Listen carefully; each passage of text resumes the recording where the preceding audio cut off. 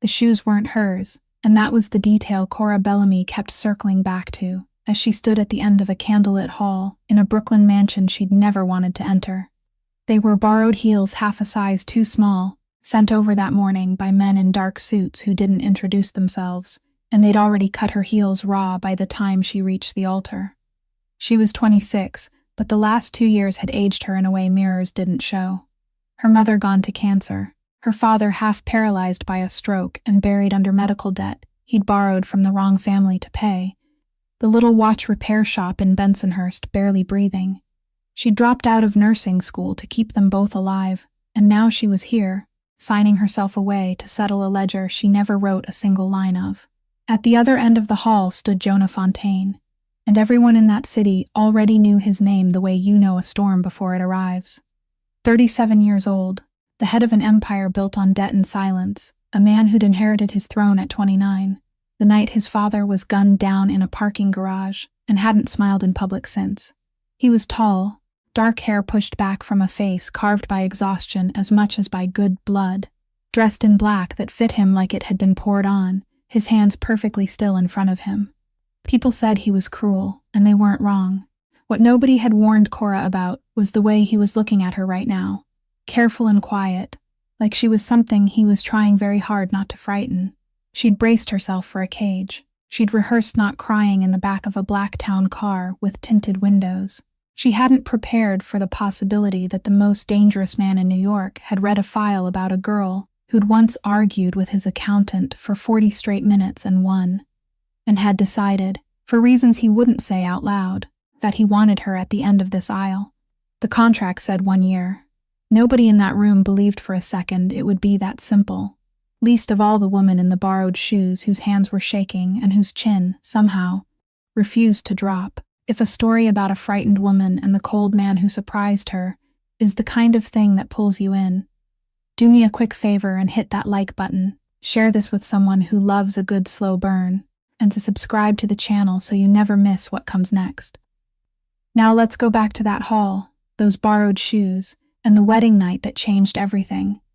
The bedroom was larger than the entire ground floor of the house she had grown up in, and Cora Bellamy stood in the middle of it like an object placed in the wrong room, her back pressed against the cold window frame, both hands clenched together in front of her stomach to hide their trembling.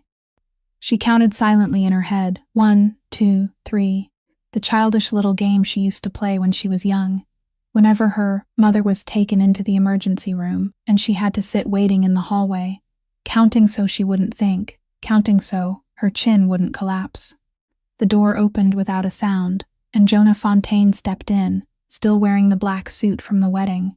His tie loosened slightly, and she heard her heart pounding up into her throat. She had spent the entire past week building every worst possible scenario in her mind, preparing herself to endure, to stay silent, to turn herself into something so small that no one would even bother noticing. But he didn't move toward the bed. He walked around it, toward the armchair set close to the fireplace, the chair farthest from her in the room, and sat down there, unhurried, as though the distance between them was something he was deliberately choosing to keep. Cora didn't know what to do with that. In everything she had imagined, not once had she pictured this man placing himself far away from her by his own choice. He looked down at her feet, and his gaze stayed there so long that she lowered her eyes too, only then realizing that the borrowed shoes had cut into her heels until they bled, a thin red line already dried around the edge of her skin. She quickly drew one foot back as if hiding a mistake. He stood, walked to the low cabinet near the bathroom door, opened a drawer, and returned with a roll of cotton and a small bottle in his hand. Then he did something that made the entire room seem to hold its breath. He lowered himself to one knee in front of her, looked up, and asked very softly, "May I take your shoes off?" And Cora only nodded because she couldn't find her voice. His fingers were cold and steady, undoing the strap from her swollen heel with a strange care, as though she were something that might break if he hurried. He cleaned away the blood, dabbed on the medicine, wrapped a thin strip of bandage around her heel, and through all of it he didn't say another word, his hands calm and even, his lowered face revealing nothing. Cora stood still, her breath shallow, unable to understand why this small gesture made her eyes sting in a way even cruelty never had. When he was finished, he stood and stepped back exactly 1 pace, keeping the same distance as before. "You sleep in the bed," he said. "I'll take the chair." She opened her mouth, meaning to ask, meaning to try to understand the rules of the game she was certain must be hidden somewhere. But he spoke first, his voice low and quiet. "Nothing happens tonight that you don't want. That's all I'll say about this. You decide what that means." Then he returned to the chair, sat down, stretched out his legs, and looked into the fire as though no one else were in the room. Cora stood there for a long while, her hands still locked together, waiting for a trap to snap shut, waiting for his voice to change, waiting for the thing every story she had ever heard about men like him had promised. But nothing happened at all. There was only the crackle of the fire, and the wind beyond the glass, and the most dangerous man in New York sitting still in a chair across the room from her, not moving toward her in the slightest. At last, because her foot hurt, and because she no longer knew what she was standing there for, she climbed onto the bed that was too high and too wide, pulled the blanket up to her chin, and lay on her side so she could see him. She had planned to stay awake all night. She had been certain she would stay awake. A little while later, the door opened softly, and the woman named Marisol, the one who had led her up to the room earlier, stepped in and placed another pitcher of water on the bedside table. She looked at Cora, then glanced toward the chair where Jonah had closed his eyes, and when she turned to leave, she paused at the threshold and lowered her voice until it was almost only enough for Cora to hear. "I've been here for 8 years, sweetheart," she said. "He isn't what people say he is." Then the door closed, and Cora lay in the darkness, her heel carefully bandaged, her heartbeat slowing little by little, her eyes still open and fixed on the man sleeping in the chair, and she realized that the strange feeling rising in her chest was no longer fear, but something she didn't yet have a name for. Cora woke when the first light outside the glass was still a murky gray, and the first thing she realized was that the armchair beside the fireplace was empty. The thin blanket draped over the back of the chair had been folded neatly, the fire had burned down into cold embers, and Jonah Fontaine had left at some point without her knowing. She lay still for a while, listening, trying to find the sounds of a house keeping watch over her, footsteps in the hallway, locks, guards. But there was nothing at all, only the vast silence of a place too large for one person. She sat up, her heel still wrapped in bandage, and that bandage reminded her that last night hadn't been a dream. She walked to the bedroom door, placed her hand on the knob, and stopped for 1 beat, preparing herself for the feeling of the handle refusing to turn. But it turned lightly, and the door opened onto a long, silent hallway. Cora stood there, one hand still gripping the door, and a strange feeling rose inside her, one she hadn't expected. She had prepared herself to be. She had already built the image in her mind of iron bars, cold-faced men standing guard, a room with a lock on the outside. And yet the door opened, and no one stopped her. She stepped into the hallway, each step cautious, as though she were testing a sheet of thin ice that might crack at any moment. At the end of the hall, a tall man in a suit stood beside the staircase, and as she came closer, her heart pounded, waiting for an arm to block her way. But he only glanced at her once, gave a small nod, then looked away, as though her presence had nothing to do with him. She passed him, and no one followed. It was that very nothingness that unsettled her, more than the bars she had imagined, a cage she could understand. She knew how to fear it, knew how to find a way to live inside it. But a house with every door thrown open, while she still couldn't walk out through the gate because of her father, because of the debt, because of the signature she had put down. That was a kind of imprisonment she didn't yet have a name for. Freedom, but false freedom. A rope so long that people forgot the other end was still tied tight. She made her way downstairs, and the smell of coffee and toast led her to a large kitchen where Marisol was standing by the stove, her hair pinned neatly, her sleeves rolled high. The woman looked up at her without any surprise, as though she had already known Cora would eventually find her way down here. "He left before dawn," Marisol said, setting a cup of coffee on the table without asking whether she wanted it. "Something happened down by the harbor. He's always up before everyone else, and he sleeps less than a starving man eats." Cora sat down, wrapped both hands around the warm coffee cup, and for the first time in many days, allowed herself to let out a long breath. She didn't know what to say, so she stayed silent, and Marisol didn't push her. The woman simply went on with her work, tidying, wiping the table, until she stopped and looked at Cora with eyes that had softened a little from their earlier dryness. "A few boxes were delivered yesterday," she said. "He said to put them in the small room in the east wing, near the library. I think you should see them yourself." Cora's head lifted sharply. "What things?" Marisol shrugged, but there was something in her eyes as though she were hiding an answer larger than the one Cora had just heard. "Your things," she said. "And some old things too, things they said belonged to your mother." Cora went still, the coffee cup pausing halfway to her lips. Her mother's things. The things she had packed through tears 2 years ago, the things she had thought she would never touch again, were now lying in some room inside this house, brought here by order of the man the whole city called ruthless. She set the cup down, her hands trembling faintly, and a question rose inside her, growing larger, impossible to put out. What game the man who had slept in the chair last night, the man who had knelt to bandage her heel, was really playing, and why someone who owed her nothing would remember even the things she had never said aloud. The door to the small room in the east wing wasn't locked, just like every other door in this house, and when Cora pushed it open, the light flooded her eyes so suddenly that she had to stop at the threshold. It was the brightest room she had seen since setting foot here, with one wall almost entirely made of glass facing east, where the early sunlight poured in as warm golden bands stretching across the wooden floor. But it wasn't the light that made her go still. It was the table. Set close beside the window was a work table, and on it, arranged neatly down to the smallest detail, was every tool she used to repair watches. The eye loop with its worn leather cord, the tiny screwdrivers lined up from smallest to largest, the box of tweezers, the bottle of lubricating oil, the green leather mat faded by the years, even the old desk lamp she had thought she had left behind in the shop.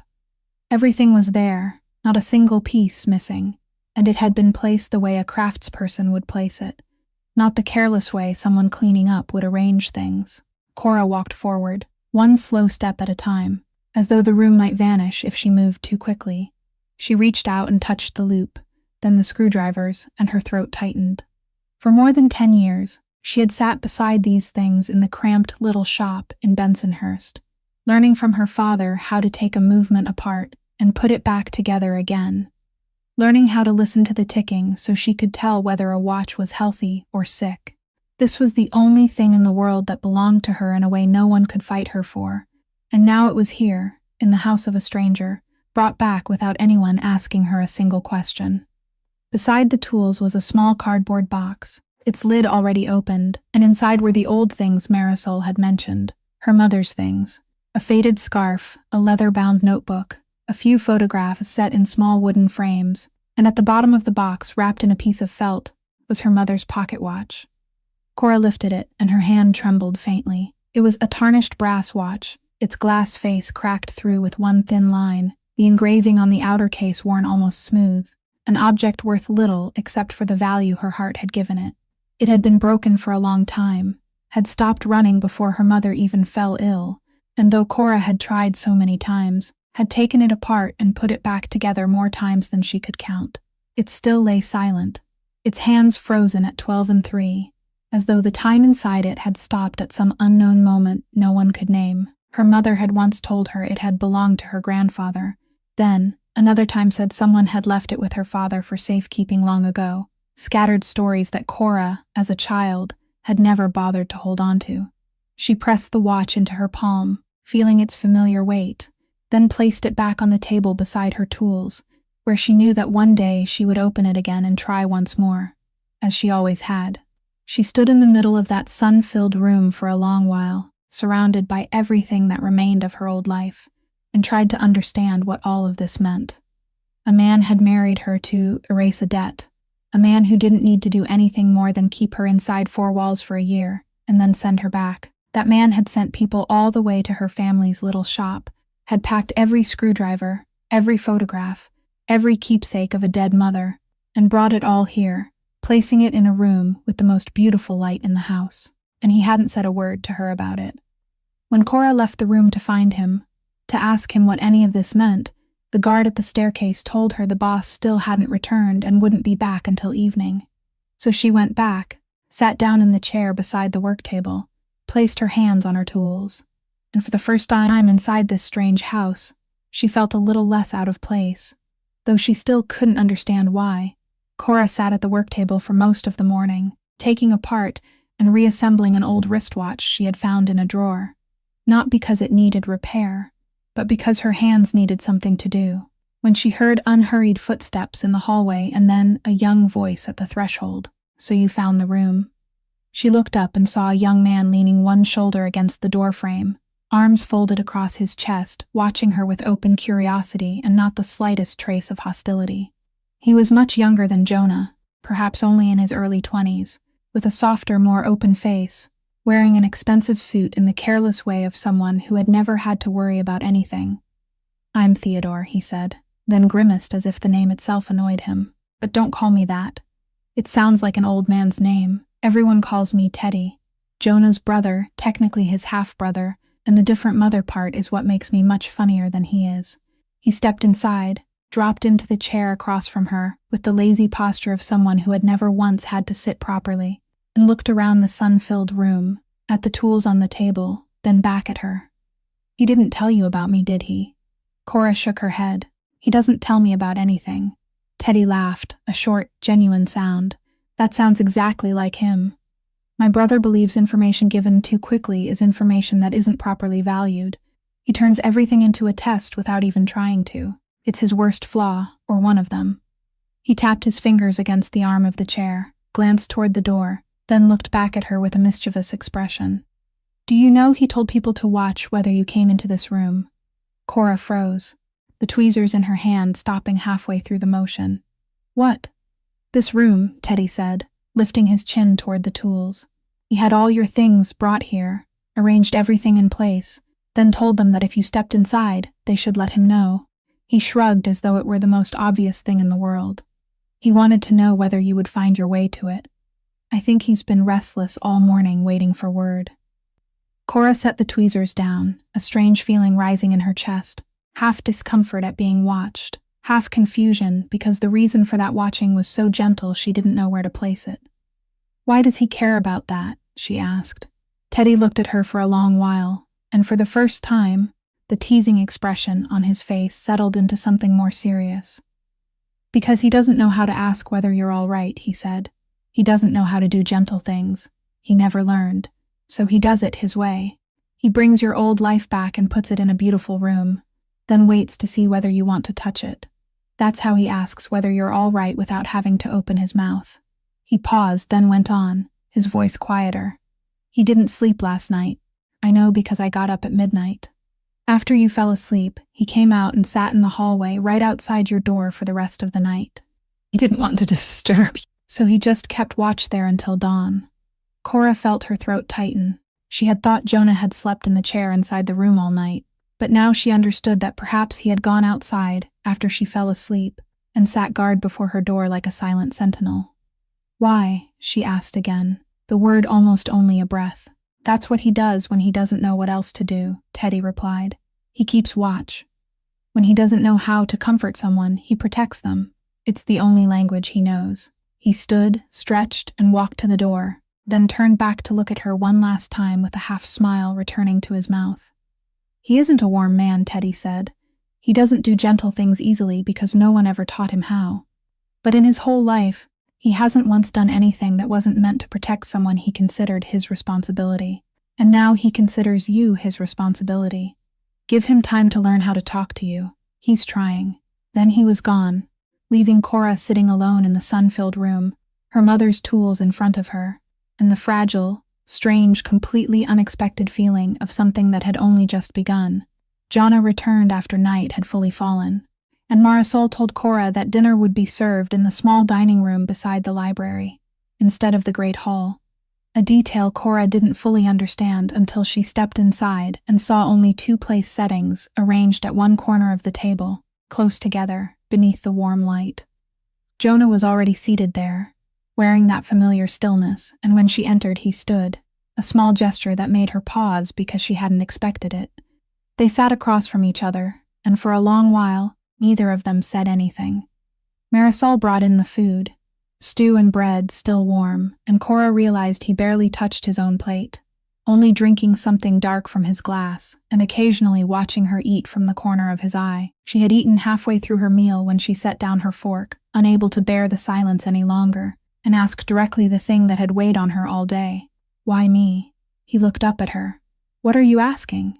"Why did you choose me?" Cora said, her voice steadier than she had expected. "There's an entire city out there. There are families who owe you more than my father does, women prettier than me, more obedient than me, women who understand this world better than I do. I'm just the daughter of a watch repairman in Bensonhurst. So why me?" Jonah set his glass down, and for a moment she thought he wouldn't answer, that he would retreat again into the silence she was slowly beginning to recognize as his fortress. But then he spoke. 12 families were considered, he said. 3 names made the final list. My men recommended someone else, older than you, better connected, from a family with long-standing ties to my business. On paper, she was the far more logical choice. Cora waited, her heart beating slow and heavy. "I read every person's file," he continued, his eyes fixed on her with the carefulness she had begun learning to read. "In your file, there was one line. It said that when my debt collection officer came to the shop to review the books, you made him a cup of tea, then argued with him for 40 minutes about an error in his interest calculation that he'd made 3 years earlier. And you were right." The corner of his mouth moved, that almost smile she had glimpsed the night before. "I found that interesting." Cora stared at him, unable to believe it. "You chose me because I argued with a debt collector. I chose you because you aren't afraid of being right," Jonah replied, and there was no teasing in his voice at all. "In my world, everyone tells me what they think I want to hear. Everyone measures every word in front of me, calculating what to say in order to gain something, what to leave unsaid in order to stay safe. It's been a very long time since I met someone willing to say something true out loud, no matter how powerful the person listening might be. That's much rarer than you think, in anyone." Cora sat there in silence, not knowing how to answer, and to cover that empty space, she turned to the only part of this whole story she still couldn't understand. "That cup of tea," she said slowly. "That debt collector, he came to review my father's debt. I still don't understand that debt. My father borrowed the money to pay for my mother's treatment. I know that. But something about the timing keeps feeling wrong to me, as if the number had already started growing before my mother got sick." She shook her head, brushing the thought aside, the way one brushes away a strand of hair from the face, because it was too vague, too distant, and because she didn't want to dig any deeper into the debt that had brought her all the way here. "I'm probably remembering it wrong," she said. "Everything was such a mess back then." Jonah didn't answer right away. There was a very brief silence, so brief almost no one would have noticed it, and in that instant his eyes darkened a little, like the surface of a lake after something has sunk to the bottom. Then he picked up his glass, and the conversation drifted in another direction. "Finish your food," he said softly. "Marisol spent all afternoon making this, and she'll take it personally if she sees you leave it." Cora picked up her fork, and for the first time since setting foot inside this house, she finished everything on her plate, beneath the warm light, across from a man she was beginning, slowly and dangerously, to no longer fear. The evenings gradually took on a shape Cora hadn't expected. The 5th day, then the 8th, and every evening Jonah came to wherever she was, whether it was the small dining room or the library, sat down across from her, and they talked.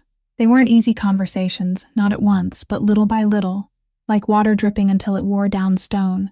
The distance between them grew thinner. One evening, sitting in the library with the fire crackling softly, she told him about her mother.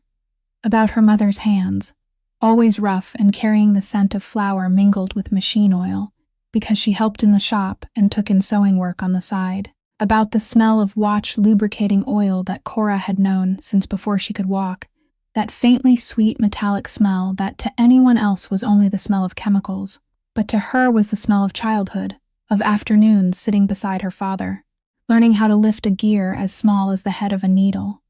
She told him that she had once dreamed of becoming a nurse, had almost finished the nursing program, had memorized how to place an intravenous line, how to listen to a heartbeat, how to stay calm when the person in front of her was panicking.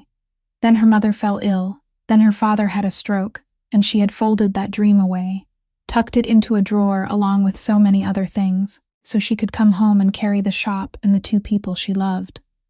"I don't regret it," she said, though her voice trembled faintly. "I just sometimes wonder what became of that girl, the version of me who got to finish school." Jonah listened in the way he always listened, with his whole face, not impatiently waiting for his turn to speak, and when she stopped, he stayed silent for a while before he spoke. "My father was shot to death in a parking lot when I was 29, he said, and it was the first time he had told her something about himself without her needing to ask. I was 2 blocks away. I heard it over the phone, and by the time I got there, it was already over. A week later, I sat in his chair, and I've been sitting there ever since, 8 years now." He turned the glass in his hand, looking into the fire. "People think power is freedom," he said. "It isn't. Power is a room everyone looks into, and no one steps inside with you. You make decisions that affect thousands of people, and you make them alone, every day, for 8 years. You forget what it feels like to have someone sitting across from you who doesn't want anything from you at all." Cora looked at him, and for the first time, she saw not a crime lord, not the man the whole city feared, but only a person who had been alone for so long that he had almost forgotten he had ever been anything else. She didn't know what to say to soothe that, so she didn't try. She only sat with him in silence, and that silence no longer felt as heavy as it had in the first days. A while later, as if to pull herself out of the deep place they had just touched, she went on telling him about the shop, about the broken little memories of a child who had grown up among clocks, and then an old memory rose to the surface, a piece she had forgotten for a long time. "When I was little," she said slowly, "sometimes strangers came to the shop at night, after closing. I remember lying upstairs, hearing a soft knock at the door 3 times, then my father going down to open it. They would leave things with him, little packages, then go right away, never staying. In the morning, when I asked, my father said they were regular customers leaving valuable watches with him because they were afraid someone might steal them at home." She gave a soft laugh and shook her head. "I believed it right away back then. I was a child. Children believe whatever they're told." Jonah didn't laugh with her. He sat very still, the kind of stillness she was slowly learning to tell apart, and in that moment his eyes looked distant, as though he were seeing something from a very long time ago, something she couldn't see. Then he blinked, and that look disappeared. And he asked her in a voice light as air whether she wanted to hear about the first time he saw snowfall, in a country that no longer carried the same name, and Cora nodded, letting the old memory of the nighttime visitors sink back down to the bottom, where it had lain still for so many years. One late afternoon, Jonah came home earlier than usual, and Cora knew at once from the way he entered the library that this had been a bad day. He said nothing, only lowered himself into the chair, across from her, leaned his head back, and closed his eyes, and in that posture she saw an exhaustion that even his familiar stillness couldn't hide. A weariness carved around his eyes and settled in his shoulders. She set down the book she had been reading. "Bad day?" she asked. "People from the other side came," he answered without opening his eyes. "They wanted things I couldn't give them without creating a precedent that would take decades to undo. I refused them in 7 different ways, and they still demanded an 8th. In the end, I invited them to leave." Cora looked at him for a while, then stood without saying anything. In the corner of the library was a small cabinet where Marisol kept a few things for making tea and coffee, something Cora herself had asked to have placed there during the first week, because a girl raised in Brooklyn couldn't live without a decent cup of coffee. She set the kettle on the little stove, took out the fin and the packet of coffee, measured out each spoonful, and while the water slowly heated, she stood there with both hands occupied, grateful to have something to do. When she turned back, Jonah had opened his eyes and was watching her, both eyes fixed on her, attentive in a way that made her blush slightly. "What?" she asked. "Nothing," he replied, but he kept looking at her for another moment. "No one has ever made coffee for me before." Cora froze with the coffee pot in her hand. "Can you drink coffee?" she asked, suddenly realizing she had never seen him eat or drink anything in front of her except the dark liquid in his glass. "I've never seen you eat anything." "I can," he said. "I just don't have the habit. It's been a long time since anyone sat at the table with me long enough for something like that to become a habit." She stood there, and suddenly she understood that the sentence wasn't about coffee, had never been about coffee at all. She poured the glossy black liquid into a cup, made it strong the way she liked it, then brought it over and set it on the small table beside his chair. He looked at the cup. He looked at her. "Thank you," he said. And the way he said it made her know he was thanking her for something much larger than a cup of coffee. She returned to her own chair, tucked her legs beneath her, and opened her book, but she didn't read. She watched from the corner of her eye as he picked up the cup, lifted it close to his face, breathed in the warm, rich scent as though it were something unfamiliar, then took a small sip. He said nothing about the taste. He only held the cup in both hands, letting the warmth soak into his palms, and Cora understood that to him, the cup wasn't meant for drinking. It was something someone had made for him, only for him, without asking anything in return, and perhaps it had been many years since anyone had done anything like that. "Why did you make it for me?" he asked after a while, his voice quiet, his eyes still lowered to the coffee cup. Cora shrugged, turning back to the page. "Because you had a bad day," she said. "And because someone should." He lifted his eyes to her, and this time that almost smile stayed on his lips longer than it ever had before, fuller, nearly becoming a real smile. The kind of smile she felt had been asleep inside him for years, and was now hesitantly testing whether it was still allowed to appear. It lasted only a few seconds before he put it away, as he always did, but she had seen it, and something inside her chest loosened by exactly one notch, only a small notch, but real. And she knew that from now on she would never be able to forget that nearly formed smile, or the strange feeling that she had just touched something very few people had ever been allowed to touch. The woman appeared on the 11th day, without warning, and Cora knew at once that she was important from the way the entire house seemed to shift slightly when she stepped inside. She had come for a dinner with several people from the business world, and she sat 3 places away from Jonah with the easy bearing of someone who had sat in rooms like this hundreds of times before. She was beautiful in a way that made it difficult to look away, with glossy black hair, a tall figure, and a sharply tailored suit worn by a lawyer who knew exactly what she was worth. She looked at Cora only once, briefly, with a polite and empty gaze, then turned away and began speaking to Jonah in a low voice about something Cora couldn't quite hear. Cora ate her portion and tried to keep her face calm, but a strange, unpleasant feeling kept rising inside her, something she didn't want to name. An hour later, when she left the dinner table, Marisol appeared at her elbow and said very softly, "That woman is Priya Anand. She used to be Jonah's many years ago. Now she works as a lawyer for the other side. She's only here for business." Cora nodded as though that meant nothing at all, then went to the library and sat down, staring at the fire for a long time. She wasn't jealous, she told herself. She absolutely wasn't jealous. She had been this man's wife for 11 days. She had no right to be jealous of anything. But she was 26 and he was 37, and the years he had once shared with that woman were almost an entire lifetime she couldn't reach. And what was she doing here?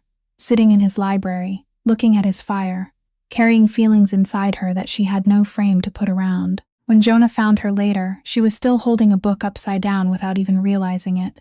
He sat down, looked at the book, then looked at her. "Marisol told you," he said. "It wasn't a question." "She thought I should know," Cora replied. "She was right." He was silent for a while.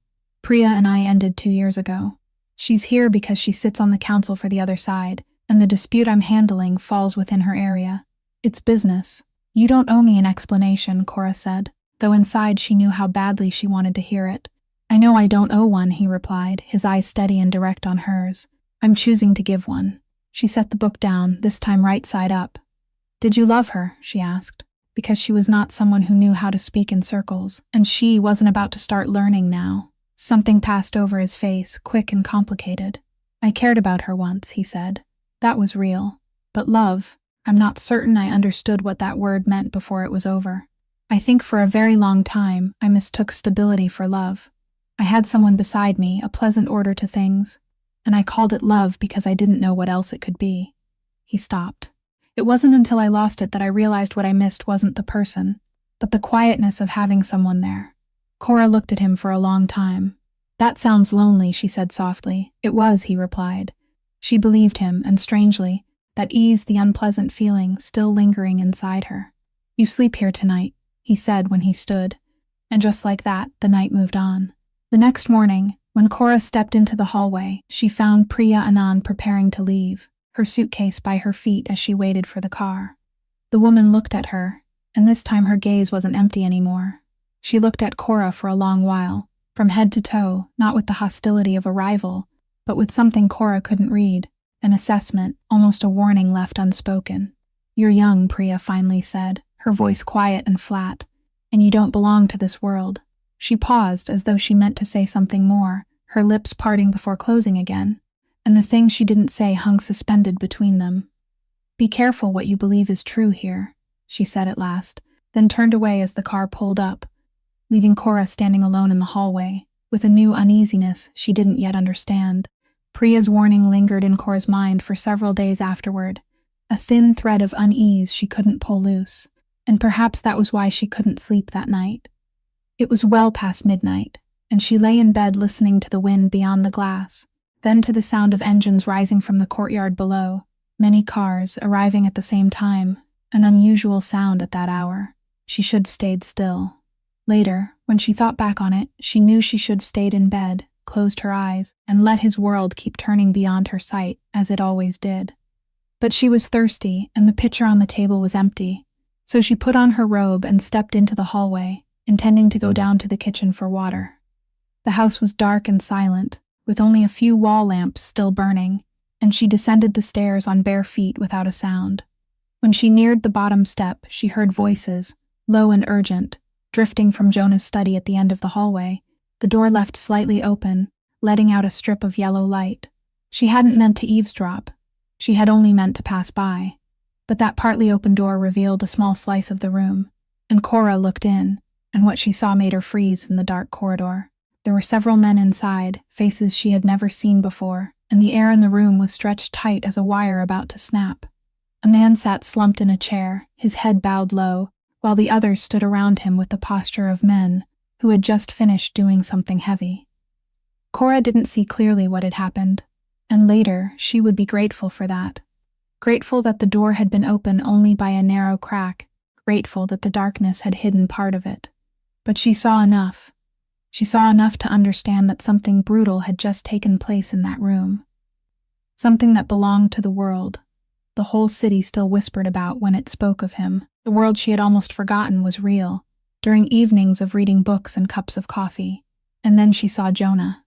He stood partly turned away from the door, saying something to the others in a low, cold voice she had never heard him use, a voice with nothing in it of the man who had knelt to bandage her heel. His shirt sleeves were rolled up to his elbows, and under the yellow light, Cora saw it. Blood, a dark stain spreading across the cuff of his white sleeve, across the back of his hand, blood that wasn't his, and he looked at it with the chilling calm of someone far too used to seeing it. Cora's whole body went cold. Her heart pounded up into her ears, and for one moment she couldn't breathe, couldn't move, only stood there in the dark hallway, looking into the truth she had been trying not to look at for more than 10 days.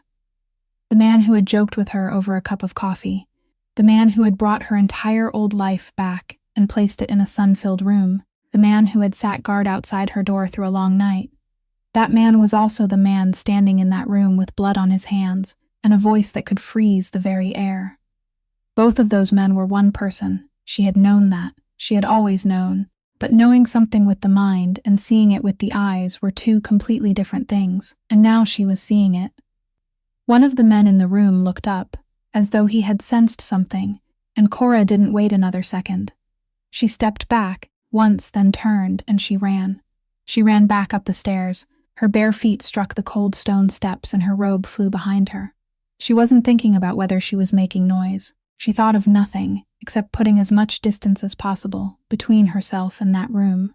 She rushed into her bedroom, slammed the door shut, leaned her back against it, and stood there in the dark with her breath breaking apart and her heart pounding as if it might burst. Both trembling hands pressed hard against her mouth to hold back a sob she didn't know was rising because of fear, because of disillusionment, or because of something more painful than both of those things combined. The knock came when dawn was almost breaking, soft, 2 knocks, then silence. Cora had spent the entire night sitting on the floor, her back against the foot of the bed, and she didn't answer. "Don't come in," she said, her voice hoarse. "I won't come in," Jonah's voice came through the door, low and tired. "I'm only standing here, you don't have to open the door." A long silence followed. "You saw," he said. "It wasn't a question." "Yes," Cora replied. She heard him let out a long breath, then the rustle of clothing as he sat down on the hallway floor on the other side of the door, as though if she wouldn't let him in, he would sit right there, with only a layer of wood between them. Finally, because she couldn't bear talking to a door, because some part of her needed to see his face when he spoke, she stood and opened it. He looked up at her from the floor, and he had changed his shirt, his hands were clean, but his face could no longer hide anything, every layer of defense having fallen away from exhaustion.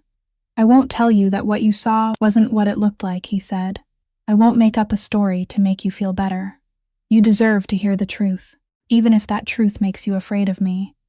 Cora leaned against the doorframe, both arms crossed over her chest as if holding herself together. "Then tell the truth," she said. "There are things I've done that I can't make right," Jonah said, not avoiding her eyes. "There are things I've ordered, things I've done with my own hands, and if I told you I regretted all of them, I would be lying, because some of them were things that had to be done to keep the people who belong to me alive. I'm not a good man, Cora. I've never told you I was a good man. I won't start lying about that now." Cora swallowed. "The man in that room," she said. He looked at her. "He betrayed me," he said. "He sold information about me to people who want me dead, information that, if it reached the right place, would cost not only me but innocent people who work for me. I dealt with it. I won't tell you the details, because I don't want those images inside your head. But I want you to know this." He stopped, and his voice softened. "I have never harmed an innocent person. In 8 years sitting in that chair, I've done many dark things, but I've never touched someone who didn't step into this world by choice. That is my line. That is what separates me from my father." Cora looked at him, and she saw something in the way he said "my father," an old wound that had never healed. "Your father didn't have that line," she said softly. "My father had no lines at all," Jonah replied. "I grew up watching him do things I still haven't told anyone about. And every day for the past 8 years, I've been afraid I'll become him, afraid that chair will eat away at me until there's no difference left. I'm trying, Cora. I'm trying every day not to become what I was taught to become. That is all I can say." She stood still for a long while, and she didn't rush to forgive him, didn't rush into his arms, because she wasn't that kind of person, and because what she had seen couldn't be erased by a single explanation, no matter how sincere it was. But she didn't run anymore either. "I need you to understand one thing," she said slowly, her voice growing steadier. "I can't pretend your world doesn't exist.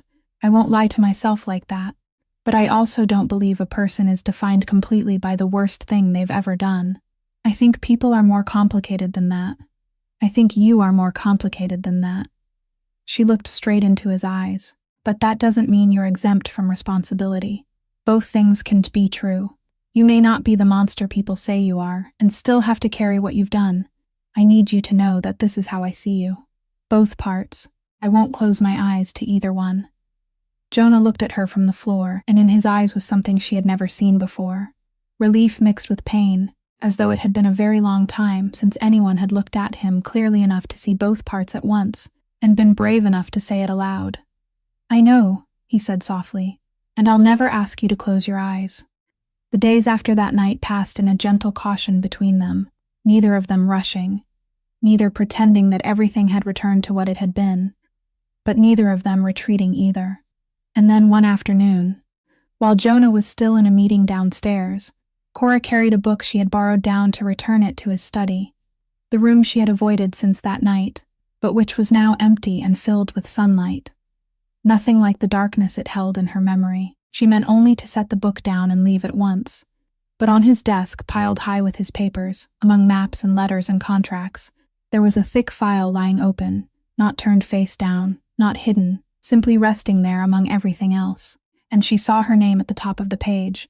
Cora should have put the book down and walked out. She knew that. But she read. The first page was about her father's debt, and as her eyes moved along the lines, she had to place one hand on the desk to keep herself standing. The debt had been erased, not postponed, not stretched out, but wiped away entirely, all of it, paid quietly through layers of companies she didn't fully understand. But the result was numbingly clear. Her father no longer owed anyone a single cent. The next page made her throat tighten even more. It was about her mother, about the old hospital bills, and about a third-party collection agency that had bought that medical debt and was still preparing to pursue it, with her mother's medical records attached like a weapon.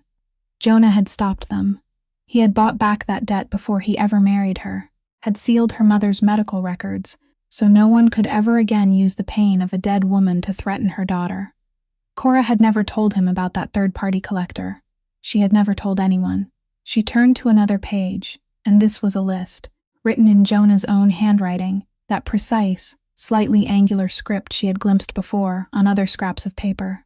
It was a list of people who could harm her, each name followed by a way to neutralize that person, cold and meticulous as a military plan. But tucked among those cold calculations were other notes, written smaller, as if he had written them only for himself, and it was those lines that made her heart tighten. Beside one item, he had written, "Don't use money as the answer to everything. She hates that." Beside another, "She doesn't like being pitied. Don't let this look like pity." And at the bottom of the page, there was a line that had been crossed out and rewritten, then crossed out again, as though he had struggled to find the right words and couldn't ask her what makes her feel safe. Don't guess. Cora stood there in the sun-filled room, the file trembling in her hands, and she understood. She understood that all these days, while she had been trying to decipher him, he had also been trying to decipher her, not to control her, but to protect her from dangers she didn't even know existed. The man who didn't know how to ask whether she was all right had done the only thing he knew how to do. He had silently cleared away every threat around her, one by one, in silence, never expecting her to know. His language of love wasn't words. It was meticulous protection in the dark. It was this 4-page list. It was him writing down the things that frightened her and finding ways to remove them one by one, like taking apart every tiny gear in a broken movement. She didn't hear the door, but she knew he had returned, knew by the particular silence that arrived before him. "I brought the book down to return it," she said without turning around, her voice thick. A pause. "I know," he said softly from the doorway. "I didn't mean to find this," she said, placing her hand on the pages. "I know." She turned around and her eyes were wet, though she didn't allow a single tear to fall. "Why didn't you tell me?" she asked. "Why did you do all this without saying a word?" Jonah stood at the threshold, still in the coat he had just worn back from the road, and he looked at her with that familiar carefulness, the look of someone deciding how much emotion he was allowed to reveal in front of another person. "I'm not good at saying things like this," he finally replied. "Writing them down is how I make sure I do them right. I didn't know how to ask whether I could take care of you, so I just did it." And Cora, standing in the sun-filled room with her whole life, silently sheltered in the hands of a stranger, realized that the thing rising in her chest at that moment finally had a name. The woman came on a morning of the season's first snow, without warning, and Cora knew who she was before she even introduced herself, knew from the way she walked, from the absolute economy in every movement, not a single motion wasted, the bearing of someone who had sat in countless rooms and found none of them worth her concern. She was tall, her silver hair pinned neatly, dressed in an expensive but understated dark blue suit, and her eyes were the same color as Jonah's, though entirely different in expression. "You're Cora," she said. It wasn't a question. "Yes," Cora replied, setting down her pen. "I'm Catherine, Jonah's mother." She stepped into the sun-filled room where Cora sat at the work table, lowered herself into the chair by the window, with the calm of someone who had never felt out of place anywhere, and looked at Cora with a direct, undisguised assessment. "He didn't tell you I was coming," Catherine said. "No," Cora replied. "He didn't tell me he had become attached." She paused on that word, choosing it carefully, attached, saying it in a neutral voice, and that neutrality was more uncomfortable than if she had spoken it with disapproval. "I came to see for myself," Catherine said. "See what?" Cora asked, keeping her voice calm. Catherine's eyes sharpened slightly. "See why a 26-year-old girl from a watch repair shop has my 37-year-old son writing lists." Cora went still. "You know about the lists," Theodore told me, Catherine said. "That boy tells me everything. It's his best and worst habit." She looked at Cora for a long while. "Jonah has never written lists about people. He writes lists about problems, about territory disputes, about business failures, about political complications. In his entire life, I've never seen him write a single list about a person." She stopped. "He wrote 4 pages about how not to frighten you." "I know," Cora said softly. "I read them." Something moved across Catherine's face. Not exactly surprise, more like a refocusing. "And what do you think of them?" "I think it's the kindest thing anyone has ever done for me," Cora replied, and she didn't lower her voice, didn't look away. "That's all." Silence. Catherine looked at her for a long time, the look of someone searching for something specific, either finding it or not. He isn't an easy man, Catherine finally said. You understand that, don't you? I've realized, Cora answered. He has been sitting in that chair since he was 29 years old. That shapes a person. He is used to every problem having an answer, and used to being the one who finds that answer. But people are harder. People can't be solved like equations. Catherine studied Cora closely. He's getting better at that, with you, which means he's trying. And that is precisely what worries me. Cora frowned. Why does that worry you? Because it's been a very long time since he has allowed himself to try, Catherine said, her voice not cruel, only exact. The last time he let himself truly try was with Priya. And when that ended, he closed some door inside himself, and I thought he would never open it again. She looked steadily at Cora. I didn't come here to tell you to stay away from him. I came to ask you to be careful with what he is giving you, because he doesn't give that easily, and he won't survive it well if you change your mind. Cora sat with that for a while. Outside the window, the snow fell steadily, thick and silent. I won't change my mind, she said. I can't promise you certainty about things I don't fully understand myself yet, but I can tell you that I don't take this lightly. I don't take him lightly. Catherine looked at her for another long moment.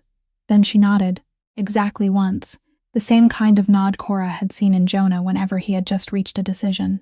Good, she said. And in that one brief, precise word, Cora heard something almost like approval. After Catherine left, Jonah came to Cora with a hesitation she had never seen in him before, both hands tucked into his pockets, standing at the threshold of the sunlit room as though he wasn't certain he was allowed to enter. My mother ambushed you, he said. She came to see me, Cora corrected. She came to assess you, Jonah replied. Same thing. The corner of his mouth moved, but there was something different in him today, a restlessness, and then he said, Come with me, I want to show you something.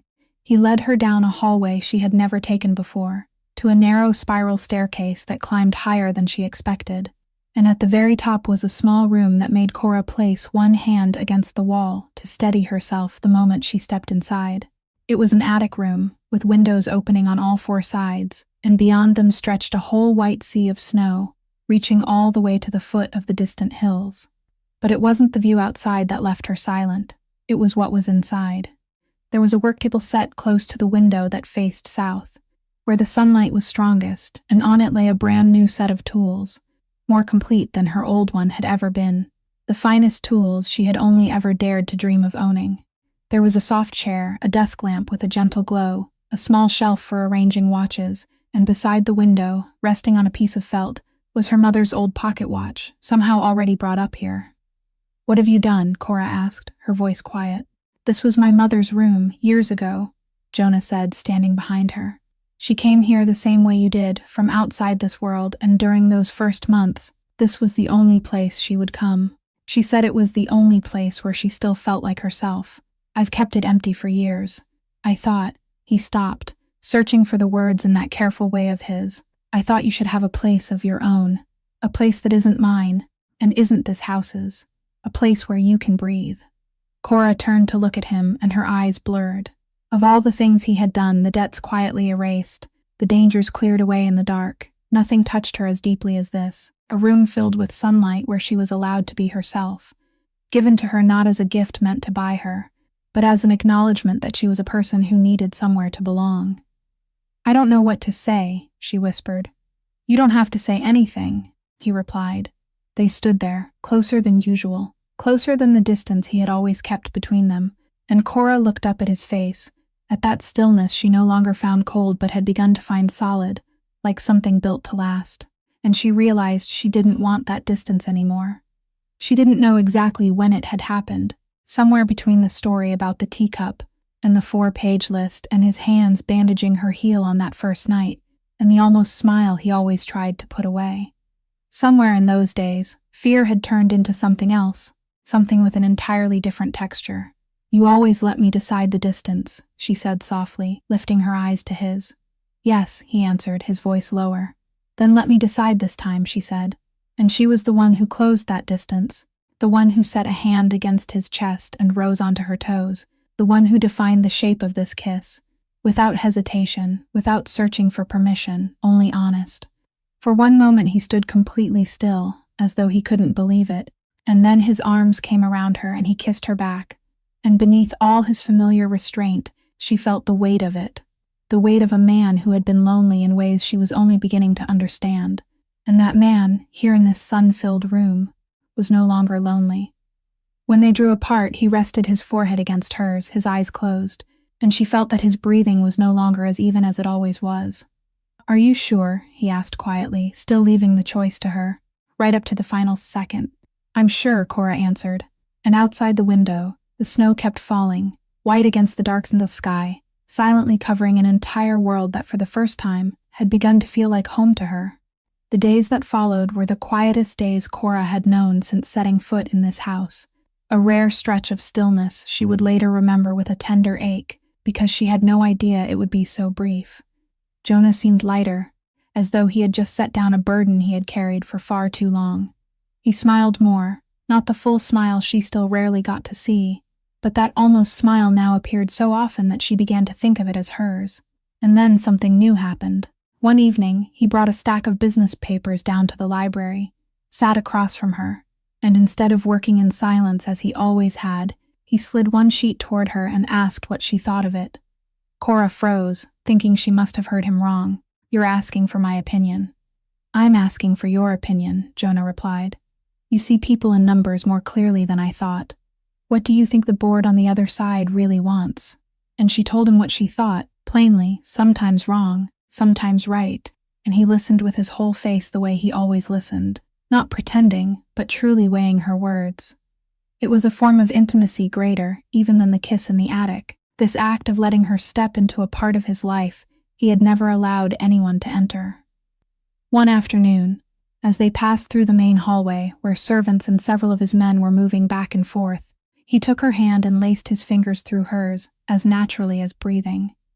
Right in the middle of a place where everyone could see, something he had never done before, because until then he had only ever touched her in closed rooms. Cora looked down at their joined hands, then up at him, and he kept his gaze straight ahead, his face calm, but his thumb brushed once across the back of her hand, quietly, like a period at the end of a sentence. She understood, and she tightened her fingers around his.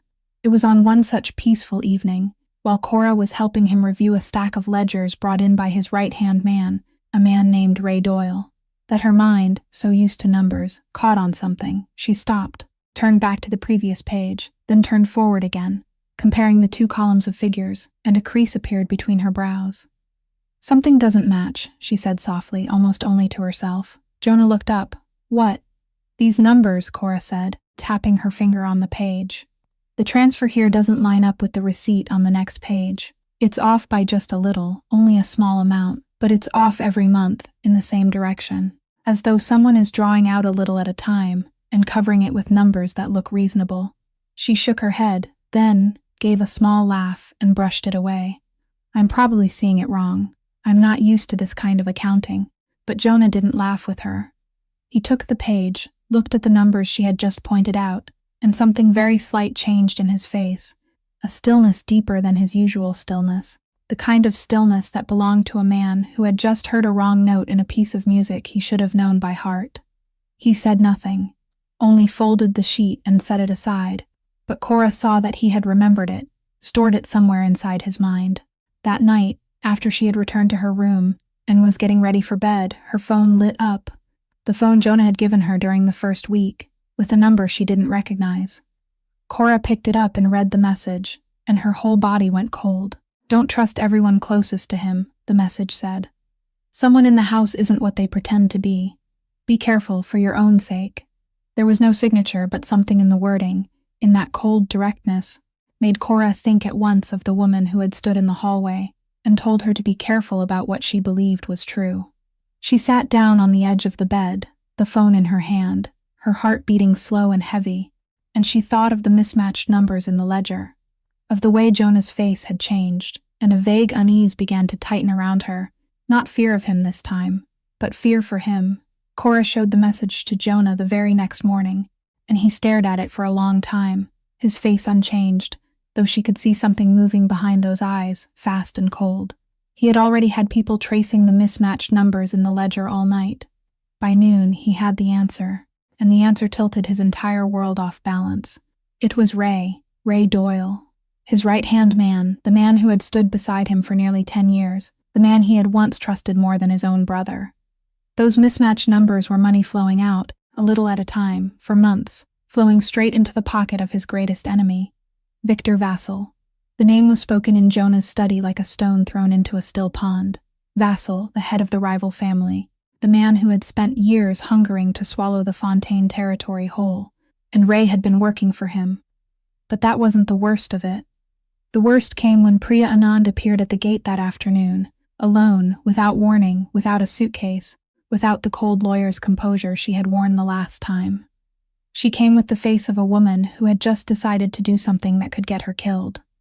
"I sent her the message," Priya said, her eyes fixed straight on Jonah. "I couldn't stand by and watch anymore." And then she told them. She spoke in a flat, rapid voice, as though if she stopped, she wouldn't have the courage to go on. "This marriage wasn't an accident," Priya said. "Vassal arranged it years ago. Your father's debt?" She looked at Cora. "It wasn't an accident. Ray set the trap. Ray himself years ago pushed your father into those loan shark debts, step by step, until he was drowning in them at exactly the moment Vassal needed him to be." Cora's whole body went cold. Her father. The little shop, the mountain of debt that had driven her all the way here. All of it had been arranged. "This was the plan," Priya went on, her voice lowering. "Push a debtor's family into Fontaine's line of sight, so Jonah would choose that girl as a bride to repay the debt. A clean bride from outside this world, someone no one would suspect. And then use her as the weakness, as the path into the very heart of the Fontaine house. You were supposed to be Vassal's weapon, Cora. You were planted here to destroy him from the inside, without even knowing it yourself." The room seemed to sway around Cora. She reached out and gripped the edge of the desk. She looked at Jonah, and he was looking at her. And in that moment she could read everything moving through his mind. That the man who was used to seeing everything like an equation was now calculating from the beginning again. Rearranging every piece. Realizing that the marriage he had believed he chose himself had in fact been laid out by his enemy for him to walk into. "Why are you betraying Vassal?" Jonah asked Priya, his voice cold. "Because he'll kill me," Priya answered plainly. "When this is over, he'll clean up every loose end, and I'm a loose end. I've done enough terrible things in my life, but I don't want to die for a plan that used an innocent girl as a knife." She looked at Cora, and for the first time, her eyes were no longer cold. "You didn't deserve to be turned into that," she said. "No one does." Silence fell over the room, thick and heavy, and then Jonah did something that startled both Priya and Cora. He laughed. A quiet, bitter laugh, almost soundless. "So he lost," Jonah said. Cora looked at him, not understanding. "He put you here to destroy me," he said, and his voice softened as he looked at her. "He calculated everything except one thing. He didn't calculate that I would feel something real. He built a trap out of a human being, and that human being became the only thing that made me want to live more decently. He planted you here to kill me, Cora. Instead, you saved a part of me I thought had died long ago." His perfect trap broke, because he could never believe that what existed between us might be real. Cora stood there, tears rising in her eyes, caught between the brutal truth about the source of her whole life and something else even greater, that what had grown between her and Jonah, even though it had been planted in soil thick with lies, was still real. It had always been real. Vassal struck faster than anything they had anticipated, because he knew he had been exposed, and a cornered animal was always the most dangerous kind. The call came at daybreak. Cora was asleep when Jonah shook her awake, his face drawn tight in a way she had never seen before, and she knew something had happened even before he managed to speak. "Your father," he said. They took him. The whole world seemed to pull every bit of air out of Cora's lungs. Her father, the half-paralyzed man sitting in that little shop in Bensonhurst, the man so frail he couldn't cross a street by himself. They had taken him to pressure Jonah, to force him to hand over his territory in exchange for the life of an old man. In the panic, while Jonah's men rushed back and forth and calls erupted throughout the house, an old piece of the puzzle suddenly dropped into place inside Cora's mind. The watch repair shop. The strange customers who came at night, knocked 3 times, left small packages, and went away. She had told Jonah about it as though it were a harmless scrap of childhood memory. But now, standing in the middle of this storm, she saw it through different eyes. She turned to Jonah. "My father's shop," she said, her voice trembling. "The people who came at night. They weren't customers leaving watches, were they? Jonah looked at her for a long time before answering, and in that hesitation she already had her answer. My father used places like your father's shop, he said quietly. Small, discreet places no one paid attention to, places where he could store things he didn't want kept in the house. I don't know for certain whether your father's shop was one of them, but after hearing what you told me, I suspected it. Cora stood motionless, and a new and painful truth slowly came into focus. Her father, the man she had always thought of as nothing more than a gentle victim of debt, a poor old man swept into a current beyond his control, had known about this world for a very long time, had been tied to it in ways he had never told her. The person she had fought so hard to protect had been hiding more from her than she had ever imagined. And then her phone rang, her father's number. Cora snatched it up, pressed it to her ear, and her father's voice came through, trembling, exhausted, but alive. Cora, he said, is that you, Papa? She broke into sobs. Are you all right? Did they do anything to you? I'm all right, Walter said, though his voice said otherwise. Listen to me first. Sweetheart, I don't have much time. There was a pause, and then his voice broke. I'm sorry, he said. I'm sorry for all of it. I let you carry debts that were never yours. I signed that agreement. I let them take you away in exchange for saving this old body of mine and that useless little shop. I sold you, Cora. I called it having no other choice, but the truth is I was afraid and I was a coward, and you were the one who had to pay the price for my fear. Papa, don't say that, Cora sobbed, tears streaming down her face. Listen to me until I'm finished, Walter said, and his voice suddenly steadied, the voice of a man saying the most important thing of his life. You deserve a life where you don't have to carry your father's debt. You deserve to live for yourself, to finish the craft you dreamed of, to love someone because you want to, not because of a contract. Don't let my life become one more debt weighing on your shoulders. If you have to choose, choose yourself. Promise me, Papa, she whispered, unable to promise. I love you, Cora. I've always loved you, even when I was too cowardly to let you see it. Then the line went dead, and Cora stood there with the silent phone pressed to her ear, her shoulders shaking, and when she lifted her eyes to Jonah through the blur of tears, he didn't see the despair of a victim waiting to be rescued. He saw something else hardening inside her chest, a cold and sharpened resolve, and she wiped her tears with the back of her hand and said, in the same direct voice that had brought her this far, All right, now tell me everything you know. I'm not going to sit still and wait. While Jonah's men searched the entire city and still couldn't find Walter, Cora sat down with what she had, not guns, not men, but the only weapon she had ever truly mastered, a mind accustomed to numbers. She made Jonah give her everything he had on Vassal, from the protection files she had read to the financial papers his people had dug up. She spread it all across the table in the attic room, and she read for hours, the way she had once read the inner workings of watches, searching for whatever was misaligned, whatever had fallen out of rhythm. And she found it. Vassal owned a tangled web of real estate through dozens of shell companies. But among that maze of figures there was one place that didn't fit.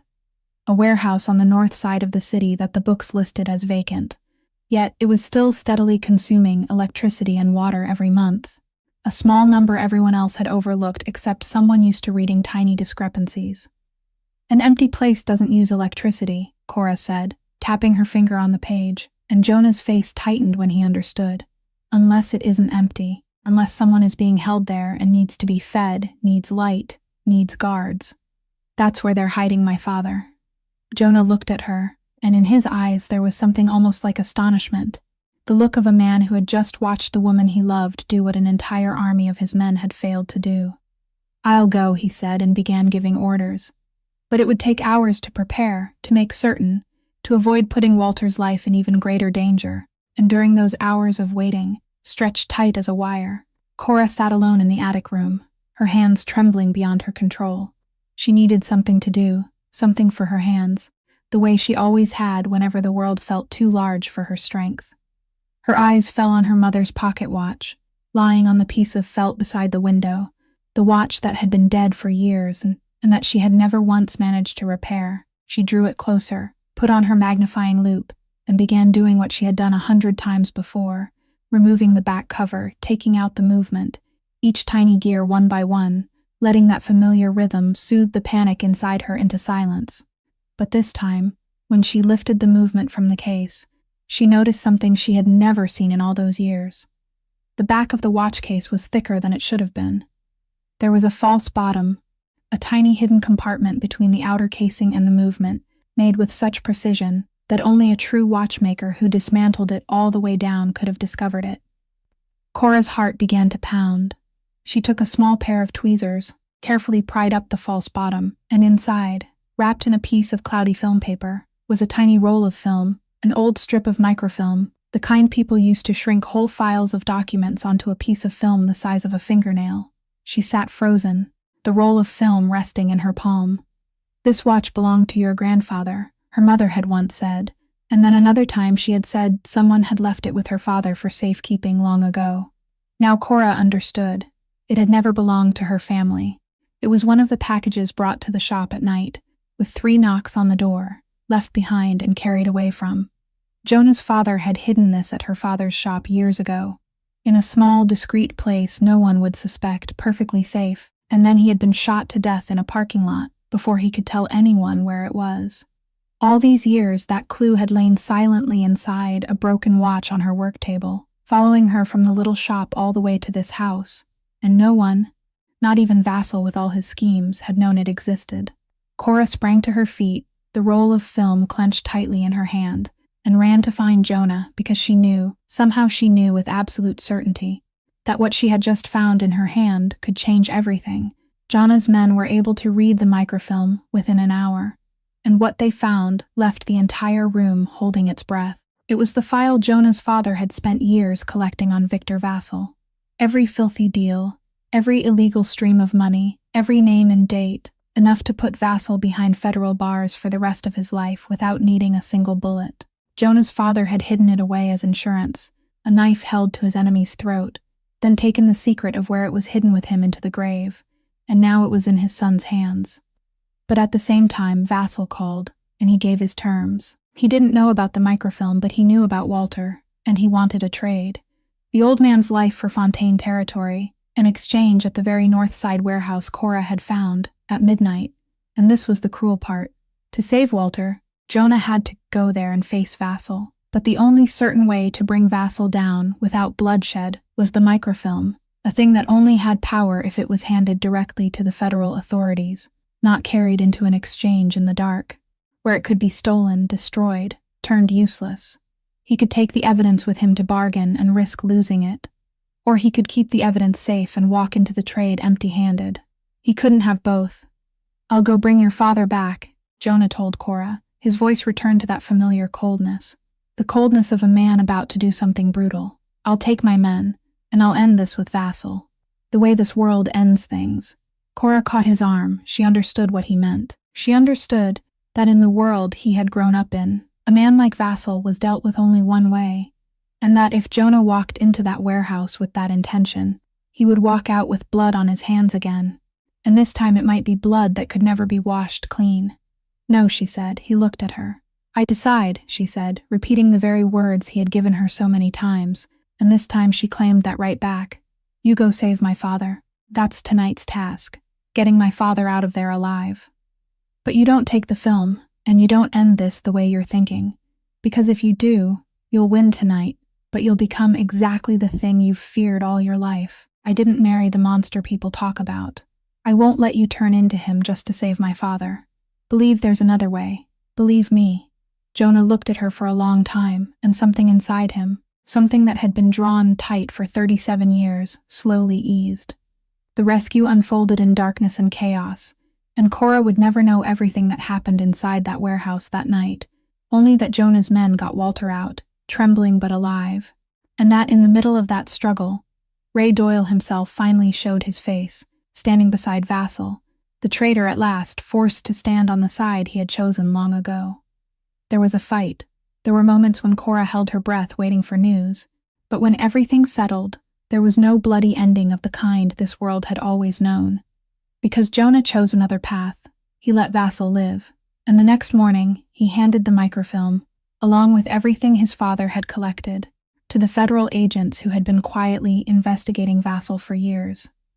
He brought down his enemy not with a bullet in the dark, but with the truth laid bare in the light, in a way his father would never have understood. and in a way that broke the cycle that had swallowed his family for generations.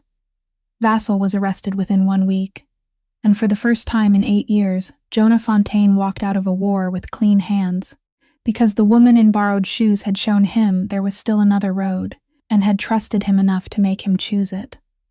Spring came slowly to the city, and 6 months had passed since that wedding night with the borrowed shoes and the trembling steps across the cold stone floor. Cora had changed, and she knew it, not in a way she could always see, but in the way she felt herself inside a space, in the way she moved through this house as though it belonged to her, in the way she sat down at the dining table and spoke with anyone without cold sweat sliding down her spine the way it had during those first weeks. Her father had gradually recovered, moved into a small quiet house near the sea, partly cleared when the truth about what Vassal and Ray had done slowly came into the light, and for the first time in years, he was able to sleep through the night. That morning, Cora was sitting in the attic room, where sunlight poured in as warm golden streaks, when Jonah came up to find her. "The contract is almost over," he said, standing at the threshold with that hesitant look she now understood as the sign of the things that mattered most to him. "The original agreement was for 1 year. In 6 more months it ends. By then, the debt will be erased, your father will be safe, and you'll be free. You can leave and nothing will stop you." Cora stood, walked over to him, and saw the fear he was trying to hide. The fear of a man who had given away too much and didn't know whether he would be allowed to keep anything. "I'm not going anywhere," she said. He went still. "I'm not saying this because I feel I owe you," she continued, her voice steady and gentle all at once. "I'm saying it because it's the truth, and I want you to have the true version of everything, exactly the way you gave me the truth from the beginning. This is home. You are home. I realized it about 3 months ago, and I was only waiting for the right moment to say it." Jonah looked at her for a long time, and then that smile appeared, the full smile, the whole smile. The one Teddy had once said looked almost frightening because it showed up so rarely, and now it bloomed without any attempt to hide it. "I love you," he said simply, without stumbling this time.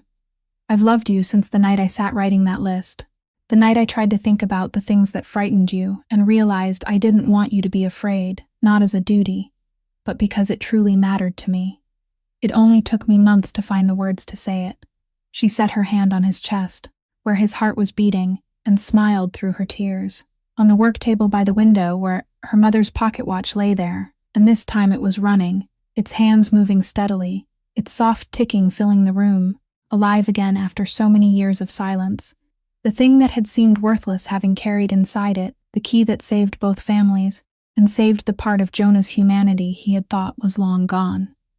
He was slowly withdrawing from the old world, one step at a time, moving what he could into the light, rebuilding his empire on a foundation their children would never have to be ashamed of someday. Catherine had come to visit, and this time she embraced Cora, a brief, tight embrace, and whispered in her ear, "Thank you for giving him back to me." They stood together beside the window, in the early spring sunlight, and outside, the last of the snow was finally melting on the rooftops, and everything that had once seemed vast and terrifying about this life suddenly became small enough to fit inside one room with 2 people and a ticking watch. The story of Cora and Jonah, deep beneath its surface of power and danger, is the story of something very simple that we sometimes forget, that no one is defined entirely by the worst thing they have ever done, that every person, no matter how cold or wounded, still deserves to be seen in both their light and their darkness, and that real love isn't closing your eyes to what is wrong, but having enough courage to look straight at a person, believe in the good that still lives inside them, and give them a reason to choose a kinder path. Kindness can break even the darkest cycles, and sometimes the precious thing, the thing that saves an entire life, lies hidden in the small and familiar things we unknowingly pass by every day. If this story has touched your heart, please subscribe to our channel, like and share the video, so we can listen together to many more meaningful and captivating stories every day. How do you feel about Cora and Jonah's story? What part of their journey moved you the most? Leave a comment and share the feelings from deep within your heart, because we're always waiting to hear what you want to say. Thank you for staying until the very final moment. May you, the person watching this video, always have good health, a joyful life, peace and serenity every day. Goodbye, and I'll see you again in the next videos.